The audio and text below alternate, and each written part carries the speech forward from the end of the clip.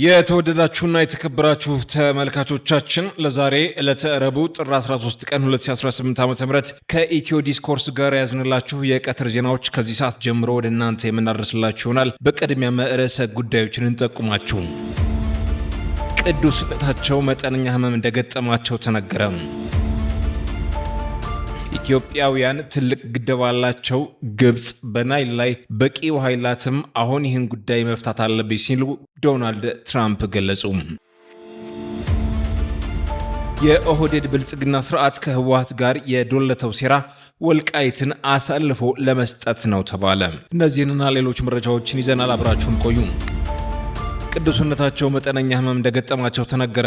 በቅርቡ የመውደቅ አደጋ ገጥሟቸው በሕክምና ሲረዱ ቆይተዋል። የመሻሻል ሁኔታ በማሳየት በዊልቸር እየተደገፉ የተወሰኑ ጊዜያት ራሳቸው መሰብሰብ ችለዋል ስትል ቤተክርስቲያኗ ገልጻለች። በተለይ በበዓላት ወቅት በአካል ብቅ በማለት ቃለ ምህዳንና ቡራኬ የሚሰጡት ለዓለም ጭምር የሚጸልዩት ብፁዕ ቅዱስ አቡነ ማትያስ ቀዳማዊ ፓትርያርክ ርዕሰ ሊቃነ ጳጳሳት ዘኢትዮጵያ ሊቀ ጳጳስ ዘአክሱም ወዕጨጌ ዘመንበረ ተክለ ሃይማኖት በዘንድሮ በዓለ ጥምቀት ላይ አልተገኙም። ይህ ለምን እንደሆነ ቤተክርስቲያኗ ቀድማ በይፋ ያሳወቀችው ነገር የለም። ይህን ተከትሎም ምዕመናን የአባታችን እየተገቡ ቡራኪያቸውን እየጠበቅን ነበር፣ ምን ሆነው ነው? ለምን በግልጽ አይነገረንም? የሚል ጭንቀት አዘል ጥያቄ በስፋት እያቀረቡ ይገኛሉ። በጉዳዩ የተጨነቁ አንዳንዶች ብፁዕ አባታችን የጠፉብን በደህና እንደሆነ ተስፋ እናደርጋለን፣ ልዑል እግዚአብሔር ይጠብቅልን ሲሉ፣ ሌሎች ደግሞ ብፁዕነታቸው ከፕትርክናቸው ተነስተዋል፣ ለምን ይህ ሆነ ብለው እስከ መጠየቅ ደርሰዋል።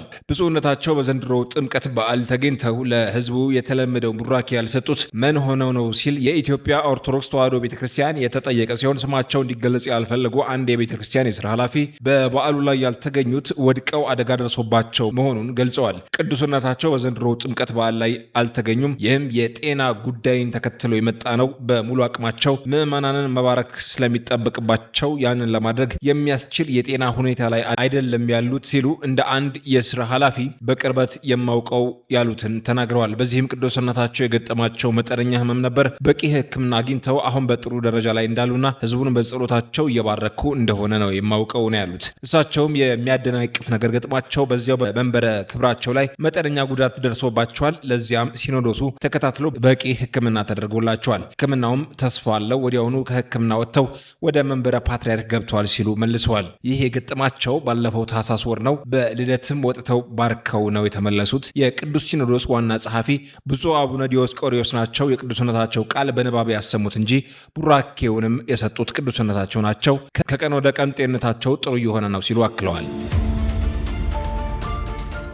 ኢትዮጵያውያን ትልቅ ግድብ አላቸው። ግብጽ በናይል ላይ በቂ ውሃ የላትም።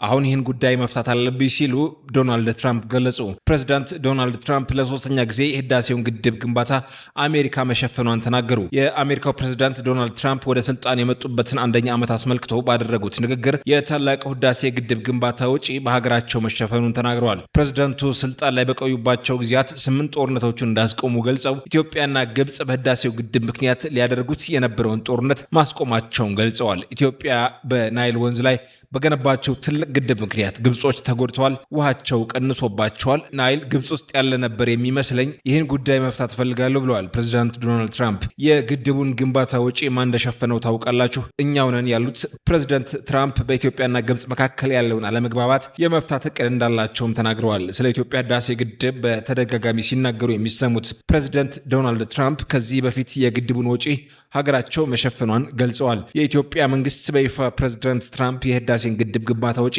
በአሜሪካ መሸፈኑን አስመልክቶ የተደረገውን ንግግር በተደጋጋሚ ውድቅ አድርጓል። ሙሉ ለሙሉ ግንባታው ተጠናቆ ኃይል ማመንጨት የተጀመረው ታላቁ የህዳሴ ግድብ በኢትዮጵያውያንና በመንግስት ወጪ መሸፈኑን ተገልጿል። የኦህዴድ ብልጽግና ስርዓት ከህወሓት ጋር የዶለተው ሴራ ወልቃይትን አሳልፎ ለመስጠት ነው ተባለ። ህወሓትና ኦህዴድ ብልጽግና በአማራ ህዝብ ላይ የማይለዋወጥና ወጥ የጋራ አቋም አላቸው። ሁለቱም እርስ በርስ የማይስማሙ ቢመስሉም የአማራን ህዝብ ለመግፋትና ለመበደል ሲሆን ግን በጥቅሻ የሚግባቡ ጸረ አማራ፣ ጸረ ኢትዮጵያ ኃይሎች መሆናቸው ተነግረዋል። እነዚህ ሁለት ኃይሎች ለማስወገድ የአማራ ህዝብ ነገ ዛሬ ሳይል ራሱ እንዲያደራጅ፣ በተለይም የወልቃይት ጠለምትና ራያ ህዝብ በሙሉ ልቡ የአማራ ፋኖ በመደገፍ ከነዚህ ሁለት ጸረ አማራ ኃይሎች ራሱን ማዳን ይኖርበታል ተብሏል። የኦህዴድ ብልጽግና ስርዓት ከህወሓት ጋር የዶለተው ሴራ ወልቃይትን አሳልፎ ለመስጠት ስለመሆኑም ተጠቁሟል።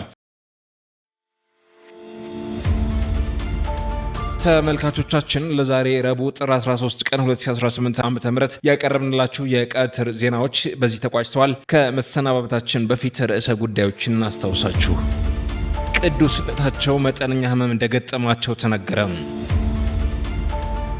ኢትዮጵያውያን ትልቅ ግድብ አላቸው። ግብጽ በናይል ላይ በቂ ውሃ የላትም። አሁን ይህን ጉዳይ መፍታት አለብኝ ሲሉ ዶናልድ ትራምፕ ገለጹ። የኦህዴድ ብልጽግና ስርዓት ከህወሓት ጋር የዶለተው ሴራ ወልቃይትን አሳልፎ ለመስጠት ነው ተባለ።